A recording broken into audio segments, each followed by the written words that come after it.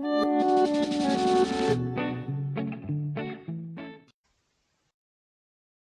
again, welcome back to the awesome channel. Today we're going to be doing part 2 of the tiny British cottage build. We are going to be focusing on furnishing the tiny cottage that we had started last time. So if you haven't seen that video, it's going to be linked in the description, so check it out, how we built the framing and the roofing, the landscaping of the home.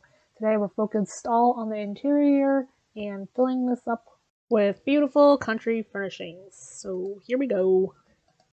So we started off first furnishing the living room area. I wanted to create a nice fireplace, very small reading room for the most part.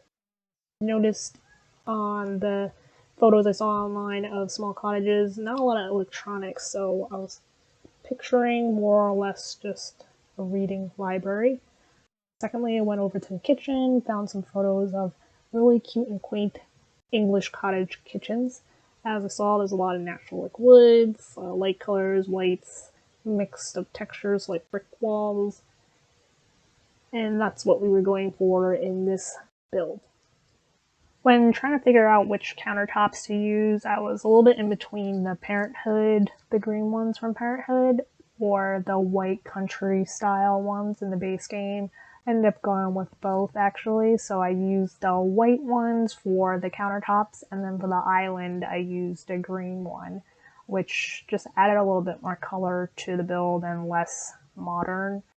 I wanted to feel more rustic than very put together. I felt like all white would look too pristine. From the country cottage photos that I saw online, a lot of it was like mixed woods. It had a lot of wear and tear to the countertops and the kitchen, so I tried to recreate some of that wear and tear by utilizing the Parenthood pack. When looking at the upcoming Cottage Living pack, I do think that it's kind of repetitive with the kitchen counters. I mean, we could always use more kitchen counters, however, like the ones that we keep getting are the same look over and over again. Probably the Dream Home Decorator was like the best kitchen set we received in like the last 5 years, I would say. Like there was the Country Living, was it stuff pack, those $5 like add-on ones. It kind of looks the same as what we already have, so I didn't buy that pack or that add-on, so I just kept using the base game ones, and it looks great. So I would like to see more of a modern farmhouse look instead of the rustic one, but as you saw, I did move over the fridge to the side of the kitchen. Didn't have enough room to work with in the main section, so I just figured put the fridge on the side. It probably works better over there anyways, to be out of the way. And there's a little bit of a small dining nook on the right hand side. I had some frilly curtains just to make it feel more rustic. From the reference photos, I did see that they had like checkered pattern fabric a lot of times and just texture. Here we're cluttering up our kitchen. As I looked online, a lot of the kitchens also had a lot of objects. It didn't seem like storage was easy in an English cottage, so a lot of stuff was just out and open. I thought these small items made it feel more rustic. We added cube plant, some baked goods, just kind of envisioning the family going to the market, making their own fresh bread, kind of living off the land a bit, which hopefully comes with the upcoming pack. So as I browsed through the catalog, I found some other items where I thought would look great. As you saw, I put the little coat rack out front, and these photos figured like a family heirloom type thing, so I moved that to the living space. But as I browse through the catalog, I don't really restrict myself to one room at a time. I like to just see whatever inspires me and then drag it into that room so I don't forget to add it in later.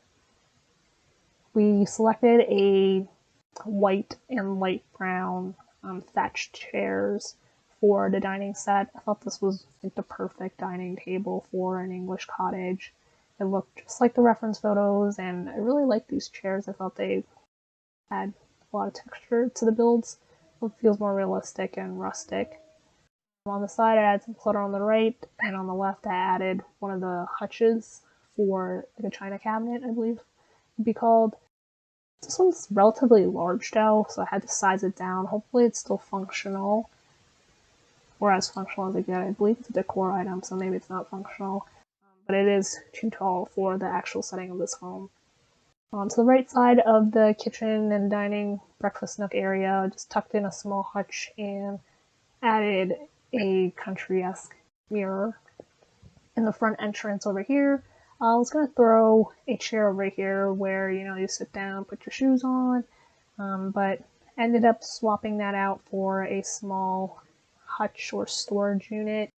Figured this home just needed to feel a little bit more, less like picturesque and more like lived in, since it's a small cottage, and just felt like for a full family in a home like this size, probably cluttered. The back room is what in America we'd call a mud room. I'm not sure what it is in Britain, but it's just for like washing up, tidying, added storage. So I put the hutch here, used a lot of the new storage items, so the wicker baskets. I think the storage box is over here from the Dream Home Decorator Pack, which is awesome for builders. The new shoe items as well. So this is just a catch-all type of room. In the front of the home, we do have a small washroom as well on the main floor. Figured after a long day of work in the farm, it's easier to wash up downstairs than to run all the way up.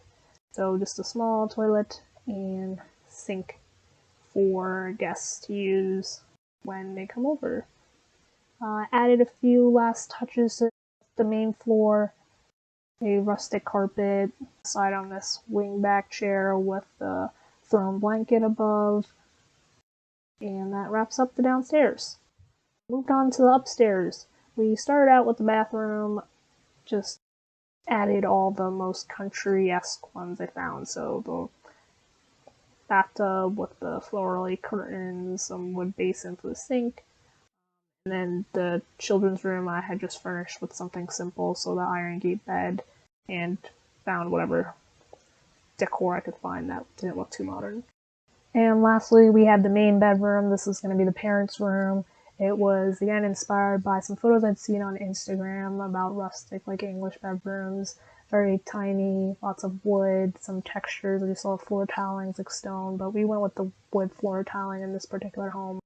We added the painted brick, end table, country-esque comforter set, woven rug, everything just organic. So tried to select like dried flowers and just make this home kind of tie together with the exterior as well.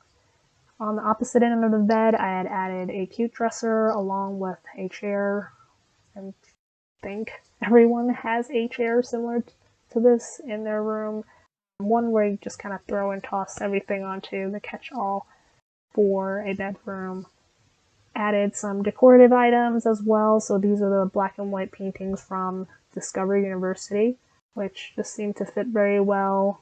Maybe these are photos of the old farm that the family used to own. And added some wicker baskets just to add more texture to the build and make it feel more lived in. So this about wraps up the bedroom.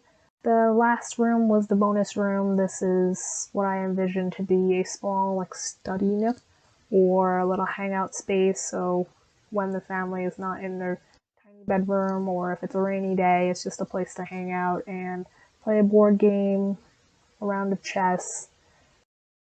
And this little lantern is actually from Island Living. I wouldn't think to use an Island Living lamp inside a British cottage, but this one, just the warm tone to the light, just made it feel like the perfect fit for this family room. So hopefully you guys enjoyed this build. Thank you guys so much for watching. Make sure you like, comment, subscribe, and let me know what you want to see next.